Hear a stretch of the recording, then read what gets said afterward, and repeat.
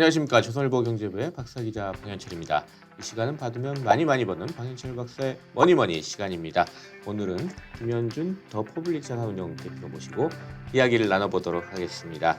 안녕하세요. 네, 안녕하세요. 김현준입니다. 예, 김현준 대표님 2014년에 더 퍼블릭 자산운용 세우시고 이제 자산운용사로 이제 전환을 하셨고요. 네. 현재 한 1,100억 원 정도 네. 펀드를 운영하고 계십니다. 네. 첫 번째 우리가 좀 얘기해 볼 얘기는 뭐냐면 이 한국에서 버핏식 투자가 가능한가 네. 뭐 이런 얘기를 해보려고 하는데요. 왜냐하면 이제 최근 약세장인데 그럼에도 불구하고 가치주가 좀 각광을 받아요. 그러면서 가치 투자의 대가인 워런 버핏의 네. 투자법에 대한 관심들이 지금 일반인들이 다시 높아지고 있습니다. 네. 김현준 대표 가치 투자 쪽을 좀 표방을 하고 계시잖아요. 네. 그러다 보니까 김현준 대표랑 요 얘기를 하면 좀 여러분한테 좀 도움될 것 같아가지고 한번 준비를 해왔습니다. 일단 김현준 대표가 생각하는 워런 버핏의 가치 투자 철학 이건 어떤 거라고 지금 생각을 하십니까? 지금 워런 버핏을 얘기를 하는 거라면 이 버크셔 해서웨이의 워런 버핏은 가장 강력한 경제적 혜자를 가진 기업들을 최대한 많이 사서요.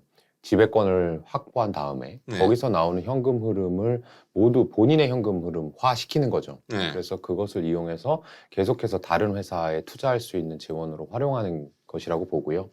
그렇기 때문에 어떤 뭐 높은 성장성이라든지 이런 주가 차익보다는 그 회사가 현재 벌어들이고 있는 그 이익의 수준이 계속해서 유지될 수 있는가. 그리고 그 이익이 회계상의 이익이 아니라 정말로 내가 활용할 수 있는 현금 흐름상의 이익인가. 그리고 그것을 본인이 컨트롤할 수 있는 그런 정도의 지분율, 지배력을 확보할 수 있는가 정도로 저는 버핏의 투자 철학을 생각하고 있습니다. 네. 그러니까 계속 돈을 잘 버는 회사인지 그리고 돈을 잘 벌 수 있게 어느 정도 경제적 혜자라고 해서 거의 독점을 하고 있고 뭐 이런 기업들 찾아가지고 이제 투자한다 이렇게 좀 이해를 하면 될 것 같은데 그런 정도로 얘기하면 일반 투자자도 쉽게 따라할 수 있을 것 같은데 이게 쉽지 않은 것 같아요 사실은. 아주 어렵죠. 예, 그러다 보니까 방금 말씀하신 것 중에 또 한 가지 포인트가 있었는데 이 버핏의 투자 규모 이거 개인들이 좀 따라하기 힘든 규모다 보니까 그런 것 같기도 한데 왜 따라할 수 없는지 이런 얘기도 좀 먼저 좀 해보겠습니다. 버핏의 투자 규모 너무 큰 거죠, 그러니까. 그렇죠. 버핏이 지금 뭐 현금을 가지고 있는 거 있잖아요. 우리 개인 투자자로 말하자면 예수금이 뭐 100조 원이라고 그래요. 그러니까 우리나라 삼성전자가 가진 현금이랑 거의 비슷한 정도라고 봐야 될 것 같고요. 그런 만큼의 현금을 가지고 있기 때문에 어떻게 보면 이 독점력을 가진 우수한 회사의 지배력을 가질 만한 많은 지분을 살 수 있는 것이지 그렇지 않은 개인 투자자분들 같은 경우는 버핏이 투자하는 기업을 똑같이 투자할 수는 있어요. 상장사인 경우에는. 하지만 버핏처럼 뭐 이사회에 참여를 한다든지 또는 비상장 기업을 아주 인수를 해버려가지고 그 기업을 내가 원하는 대로 현금을 빼서 사용한다든지 이렇게 하는 것은 거의 불가능하다고 봐야죠. 네. 또 버핏 말씀하신 대로 아예 회사를 그대로 사는 경우도 있는 것 같아요. 그러니까 우리 이제 뉴스를 보면 뭐 애플을 샀다 버핏이 뭐 어쩌고 뭐 이렇게 나오지만 그건 이제 투자 포트폴리오 안에서 이제 왔다가 샀다 팔았다는 거는 이제 뉴스에 보도가 되는데 그렇지 않고 아예 회사를 통째로 사는 경우도 있는 것 같습니다. 그거를 훨씬 선호한다고 실제로 밝혔고요. 왜냐하면 예를 들어서 버핏이 100조를 갖고 있는데 내가 어떤 상장 기업을 샀다 팔았다 한다고 가정을 해보겠습니다. 지금 기자님께서 말씀하신 것처럼 버핏이 어떤 행동을 하는 것은 다 알려지게 마련인데 버핏이 한 주식을 산다고 했는데 그게 이미 알려져 버리면 주가가 뭐 천정부지로 뛰었겠죠. 그렇게 되면 버핏도 이제 주가 차익을 노리기가 상당히 어려워지고 거기서 배당 수익을 얻는다 하더라도 배당 수익률도 떨어지게 되겠죠. 그렇기 때문에 상장 기업을 살라고 하면 아까 말씀하신 세계에서 시가총액이 가장 큰 기업 중에 하나인 애플 정도를 살 수밖에 없는 거고요. 그렇지 않은 상황에서는 비상장 기업들을 아예 내가 통째로 인수해서 그런 것은 어떻게 보면 이제 공개된 시장이 아니기 때문에 주가라는 개념이 없고요. 그것을 인수해 줄 수 있는 인수처가 버핏 또는 버크셔 해서웨이를 제외한 다른 용처는 별로 없기 때문에 아마 매각하는 쪽에서도 그쪽과 이제 좋은 협상을 이루어가기 위해서 적당한 가격을 제시할 가능성이 높다고 봅니다.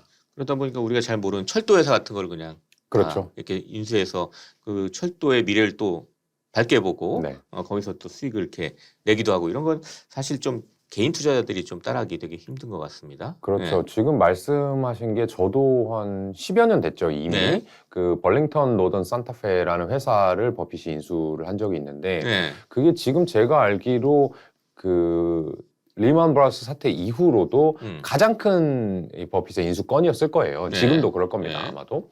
그 회사를 인수할 때 저를 비롯한 이 주식시장 참여자들은 뭐라고 얘기를 했었냐 하면은 아, 이제 버핏이 좀 나이를 많이 먹은 것 같다. 아, 철도. 네. 옛날 비즈니스를 인수하니까. 그렇죠. 예. 지금 버핏이 90세가 넘었고요. 그 예. 당시에도 어쨌든 7, 80세 정도 됐었고요. 예. 이 철도라고 하는 거는 버핏의 스승님인 벤저민 그레이엄이 현명한 투자자나 증권 분석에서 많이 다뤘던 수준의 그러니까 말하자면 1930년대에 각광받았던 투자라고 생각했던 거죠. 네. 그래서 아, 이 사람이 이제는 좀 투자의 촉이 좀 떨어졌구나 이렇게 생각을 했었단 말이죠.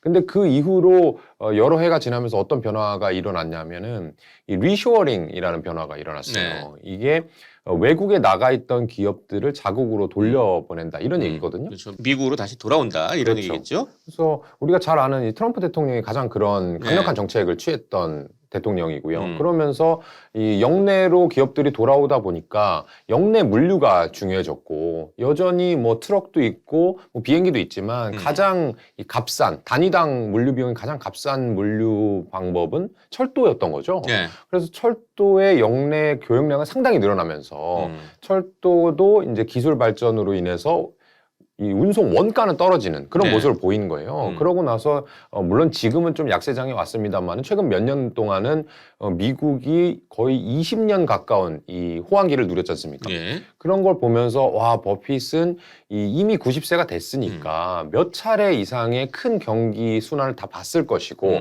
아, 이때쯤 되면 가장 좋은 거는 이 영내 철도였겠구나라고 생각하고 큰 베팅을 했을 것 같다는 생각을 이제는 하고요. 그러니까 이게 아까 말씀드린 규모가 크다라는 거에서 또 하나 또 나오는 버핏의 투자법을 따라하기 어려운 이유죠. 네. 버핏은 여러분들보다 훨씬 더 똑똑하고 훨씬 더 이 자본시장의 경험이 길기 때문에 우리가 생각하는 그런 단편적인 제가 조금 전에 얘기했던 뭐 경제적 혜자가 있는 기업을 그냥 통으로 인수한다 이렇게 표현하기로는 조금 좀 통이 크고 이 깊은 사람이 아닌가 싶습니다. 또 하나 특징이 이제 보험 지주 회사를 통해 가지고 이제 그 기업들을 인수하고 이제 투자를 하잖아요. 그렇죠. 이것도 특징인 것 같은데요. 이것도 사실 개인들이 좀 따라하기에는 되게 힘든 그런 그렇죠. 기법인 것 같습니다. 예. 우리가 이 수익률을 올리는 방법 중에 네. 레버리지라는 방법을 잘 알고 있잖아요. 네. 빚을 내서 투자를 했는데 성공을 했을 경우에는 이 기간 수익률이 훨씬 더 올라간다는 사실을 잘 알고 있습니다. 네. 근데 반대로 이 레버리지의 위험성은 내가 손실을 냈을 때는 그만큼 손실이 많이 커진다라는 네. 거죠. 거기에다가 개인 투자자들이 이제 주식을 하려고 했을 때 레버리지를 일으킨다고 하면 뭐 예를 들면 증권사의 신용 융자 이런 것들은 뭐 3개월 단위, 6개월 단위 이런 짧은 기간에다가 이자도 제가 알기로 최근에는 한 자릿수 후반 또는 두 자리까지 올라간다고 봤거든요. 네. 그렇게 된다면 여러분들이 거기에서 마음이 조급해지고 그 이상의 수익을 낼 가능성이 적으니까 결국에는 레버리지해서 내가 수익성을 높여야지라고 했지만 손실 보는 일만 많은 건데 버핏은 사실 여러분들께 알려져 있는 그 버핏의 수익률은 뭐냐 하면 버핏이 투자한 그 종목의 계좌 수익률도 아니고요. 그가 가지고 있는 버크셔 해서웨이의 주가의 수익률도 아닙니다. 버핏은 그런 게 중요한 게 아니라 기업의 본질 가치가 중요하다. 그렇기 때문에 나는 내가 투자하는 기업, 내가 가지고 있는 기업의 수익률도 그 본질 가치에 비추어서 봐야 될 것이다. 네. 그 본질 가치라는 건 뭐냐? 결국엔 자기 자본. 그리고 이 주당 순자산, BPS라고 하는 그런 것들의 성장률을 수익률이라고 얘기를 하고 있는 거거든요. 네. 거기에다가 하나 이제 넘어가가지고 버핏은 레버리지를 많이 쓰고 있는데 그게 말씀하신 보험사의 재원입니다. 네. 버핏이 가지고 있는 여러 가지 회사들이 있는데 뭐 애플도 있고 뭐 코카콜라도 있고 시즈캔디도 있고 이런 것만 보면은 와 버핏은 상당히 뭔가 이 소비자 친화적이고 브랜드가 강력한 회사만 투자하는구나라고 생각할 수 있는데 네. 업종 단위로 봤을 때 버핏이 가장 많이 갖고 있는 것은 금융입니다. 네. 왜냐하면 그가 금융의 전문가이기 때문이고요. 우리는 보험에 대해 잘 모르지만 버핏은 버크셔 해서웨이 자체가 보험사고요. 네. 그리고 제너럴리라든지 네. 가이코라든지 가이코. 아주 예. 유명한 보험사들을 많이 소유하고 있는데 그 보험 비즈니스를 잘 이해할 수 있을 뿐만 아니라 여러분들 생각해 보시면 이 보험사의 비즈니스가요. 보험료는 먼저 내죠. 매달 꾸준히 냅니다. 가입자들이 계속 내죠. 보험료를. 보험금은 나중에 받는 거죠. 위험이 터졌을 때 이제 그렇죠. 받는 거죠. 그러니까 이 보험사들이 제일 싫어하는 게 보험료 한 달치 내고 보험금 받아가는 그런 사람들을 싫어할 거잖아요. 그러니까 건강검진 딱 받고 정말 조사를 잘해서 가입시키는 거 아닙니까? 이것을 잘 이해하고 있기 때문에 버핏은 보험료가 들어오는 것을 미리 받아다가 투자를 하는 거예요. 투자하는 거죠. 투자하고 그걸로. 나중에 보험금이 나올 때쯤에는 본인이 이미 복리 수익률 상당히 만들어냈기 때문에 보험금을 내주더라도 괜찮다는 거고 그렇다 그러면 이제 약간 오해하실 수 있는 게 그럼 나도 삼성화재, 삼성생명 이런 주식 투자해야 되겠다. 이거 대박 나겠는데? 일반 투자자도 보험사 사면 되지 않냐? 그렇죠. 그렇게 생각할 수가 있는데 그 보험사에 근무하시는 투자 담당하시는 분은 물론 훌륭하지만 워런 버핏과 비교하면 비교가 안 되는 수준인 거잖아요. 그렇죠. 그러니까 워런 버핏은 그걸 가져다가 주식에 투자하고 비상장 기업에 투자하는데 우리나라의 제도상으로는 그 보험사들이 그렇게 주식에 공격적으로 투자할 수가 없어요. 왜냐하면 보험료 받아다가 나중에 저 사고 터졌어요 했는데 보험사가 돈 없는데 이렇게 할 수 없잖아요. 그렇기 때문에 주식도 하고 부동산도 하지만 대다수를 채권에다 넣는단 말이죠. 그러니까 보험사의 비즈니스 모델상 워런 버핏과 똑같이 가고는 있지만 실제로 워런 버핏만큼 수익률이 내는 것은 어렵고 여러분들도 아마 마찬가지일 겁니다. 그렇다면 버핏이 지금까지 그렇게 해서 많은 이제 성공을 거뒀는데 버핏도 투자 실패를 했었다 하는 사례가 있다. 이런 걸 좀 알고 계시나요? 버핏은 상당히 솔직한 사람이고요. 매년 1년에 한 번씩 이 연차 보고서를 내잖아요. 거기에서 본인이 실패했던 사례들에 대해서 상당히 많이 얘기를 해주는데 대표적인 사례가 이 재밌게도 버크셔 해서웨이. 본인이 가지고 있는 그 회사. 투자 지주 회사. 우리나라 같은 경우는 제가 이제 미국과 비교해서 약간 좀 재미없다라고 느끼는 부분이 뭐냐 하면 회사를 세우거나 예를 들면 최근에 삼성의 이제 오너도 바뀌었지 않습니까? 그런 것처럼 뭔가 이벤트가 발생하면 회사 이름을 바꿔요. 그리고 뭔가 세련된 듯한 알파벳이나 또는 뭐 약자로 바꿉니다. 근데 미국은 그렇게 잘 안 하거든요. 이 버크셔 해서웨이라는 회사는 원래는 섬유 방직 회사였어요. 버핏이 벤저민 그레임한테 투자를 배워가지고 저평가된 기업 이 싸구려 기업들을 사면 나중엔 결국 오르겠구나라는 생각을 할 때쯤 버크셔를 이제 인수를 했거든요. 근데 인수하고 보니까 계속해서 이 아시아 쪽의 방직 사업을 뺏기면서 싸게 샀지만 결과적으로는 투자에 실패한 사례가 된 거예요. 그래서 이거 잊지 말자 해서 이름을 버크셔 해서웨이로 놔둔 사례가 있고요. 그리고 그렇다고 해서 그 이후로 버핏은 하나도 실패 안 했겠지라고 생각하시는 것도 상당히 오해인 게 그 이후로도 항공사 샀다가 실패했어요. 경쟁이 너무 치열해지는구나. 그다음에 덱스터 슈라는 신발 회사를 샀다가 이거는 기술적인 우위가 없구나 해서 실패를 했고 최근 같은 경우에는 정말 큰 돈 들였는데 실패를 한 사례가 있습니다. 여러분들 잘 아시는 케첩. 하인즈라는 회사를 아주 훌륭한 회사다라고 인수를 했는데 이 사람들이 어쨌든 이 건강 쪽에 생각을 많이 하면서 이 케첩 수요가 많이 줄어들었거든요. 그래서 결과적으로는 이건 실패한 투자다 이렇게 얘기를 하고 있습니다. 그래서 저는 이 버핏이 훌륭하다고 생각하는 게 사실은 결과값만 보면 세상에서 투자를 제일 잘하는 사람인데 본인은 계속해서 자신의 그 능력의 범위라고 하거든요. 투자할 수 있는 반원을 계속해서 넓혀가려고 하고 거기에서 실수한 것들에 대해서 솔직하면서 그것을 이제 공유하는 그러고 나서 다시는 똑같은 실수를 안 하려고 하는 그런 사람이기 때문에 이 품성 또한 이제 세계 인류다 이렇게 느껴집니다. 버핏의 이제 투자 성공, 실패 뭐 다 있겠지만 그중에 이제 성공한 거, 또 화제가 되는 거 있잖아요. 또 이 요새 최근에 이제 투자해서 화제가 되는 것들 뭐 올해는 애플 투자했고요. 또 에너지 기업 중에 옥시덴탈에 대한 또 투자를 해서 또 화제가 됐고 그래서 좀 괜찮다 이렇게 얘기가 나왔는데 이렇게 화제가 되는 것만 좀 뽑아가지고 좀 일반인들이 따라하면 안 될까요? 저는 그러니까 상장 기업 중에 말씀하시는 거잖아요. 알려진 것 중에. 알려진 것만 따라하면 안 될까요? 될 것 같아요. 될 것 같은데 그게 돈을 얼마나 버냐의 문제는 좀 차이가 있는 것 같아요. 제가 아까 버핏의 수익률은 레버리지를 포함해서 BPS 기준으로 본다라고 말씀드렸죠. 그걸로 20%보다 조금 안 되거든요. 근데 그거는 비상장 기업에서 나오는 돈이 더 크고요.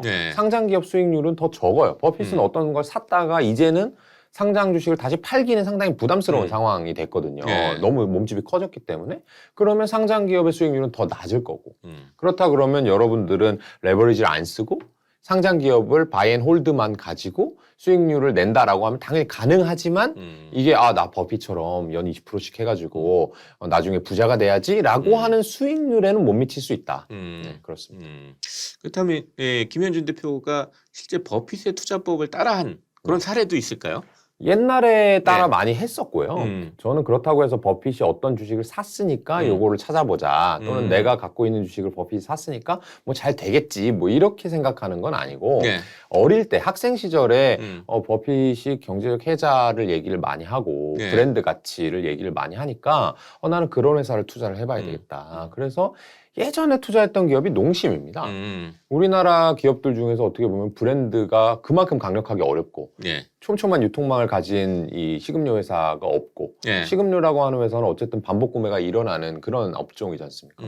그래서 제가 그 기업을 투자를 하고요. 한 5년 가까이 보유했던 것 같아요. 하나도 안 올랐고요. 그 이후로 지금 다시 보잖아요. 그럼 한 20년 지났단 말이에요. 하나도 안 올랐어요.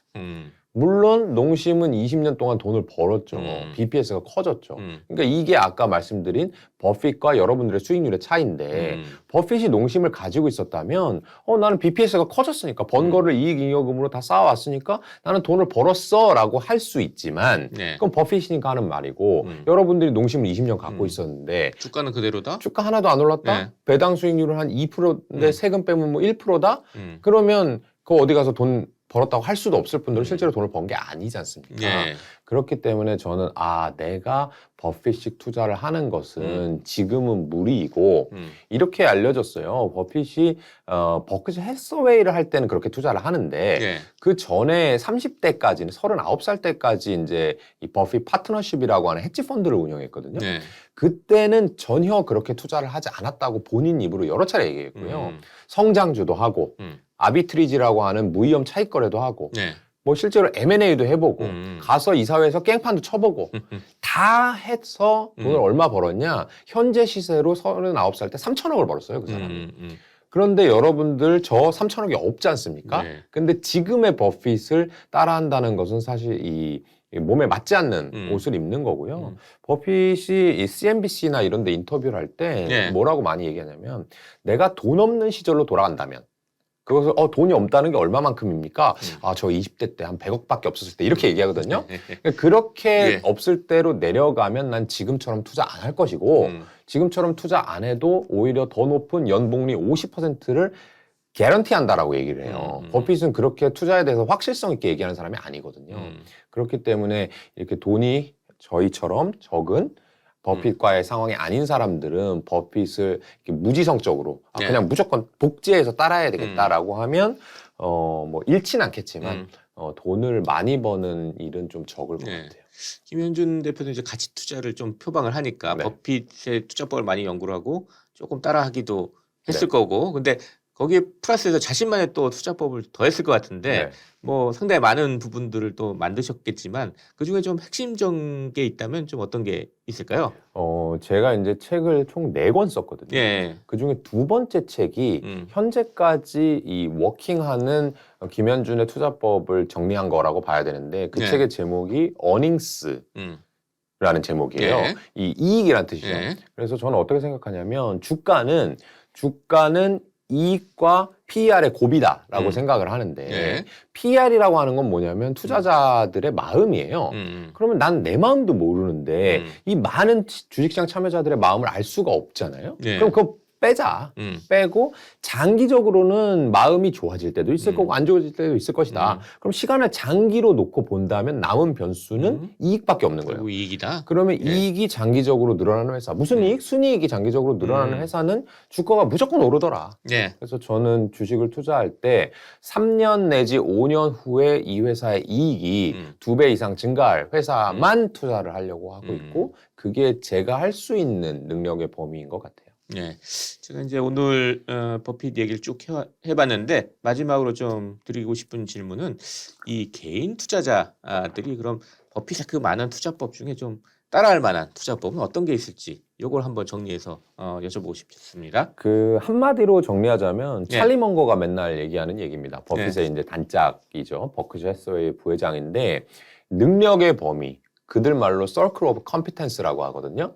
이 능력의 범위 안에 있는 거에만 투자를 해야 잃지 않는다는 거예요. 더 많이 버는 방법은 사실 저도 모르고 앞으로 공부를 많이 해야 되는데 마치 지금 어떤 업종이 또는 어떤 기업이 잘 될 것 같으니까 또는 뭔가 최근에 주가가 좋았고 사람들이 많이 떠드니까 이거를 해야 되겠다라고 쫓아다니면 근데 만약에 그 업종이 내가 잘 알 수 없거나 알지 못하는 분야라고 한다면 결국엔 실패해야 하는 거죠. 그렇기 때문에 이 투자자별로 이 능력의 범위가 각각 다릅니다.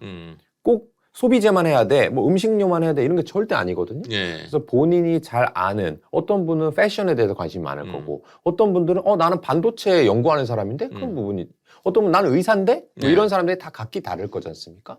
그 분야에서만 플레이를 하는 게 안전한 방법이고 여기서 한 가지 마지막 팁을 드리면 그렇게 하면 어떤 문제가 생기냐 하면 소외감을 느낄 때가 있어요. 예를 들면 나는 반도체 전문가인데 지금 반도체 업황이 안 좋아. 그럼 주가는 안 오르잖아요. 그럴 때 보통 다른 쪽을 기웃기웃거리게 되거든요. 근데 그럴 때 리스크가 점점 커지는 거고 다시 반도체가 좋아질 때 하지만 주식 가격이 싸서 내가 확실한 수익을 낼 수 있을 것 같을 때가 온다는 그런 순환에 대한 믿음, 평균 회귀에 대한 믿음을 가진 상태에서 본인의 능력의 범위를 안에서 투자를 하면 저는 충분한 수익을 올릴 수 있을 거라고 봅니다. 오늘은 이제 김현준 더 퍼블릭 자산운용 대표와 함께 한국에서 버핏식 투자 가능한가 이런 주제를 가지고 얘기를 해봤습니다. 마지막으로 저희 시청자 구독자 여러분께 마지막으로 마무리 인사 짧게 부탁드리겠습니다. 네, 요새 많이 어려우시죠? 버핏의 얘기를 듣는 것만으로도 좀 믿음이 생기고 힘이 날 겁니다. 조금 더 힘내서 저희 수익 날 때까지 돈 벌고 기다려 봅시다. 감사합니다. 감사합니다. 지금까지 김현준 더 퍼블릭 자산운용 대표 그리고 저는 조선일보 경제부의 박사기자 방현철이었습니다. 그럼 다음 시간에 또 뵙도록 하겠습니다. 감사합니다.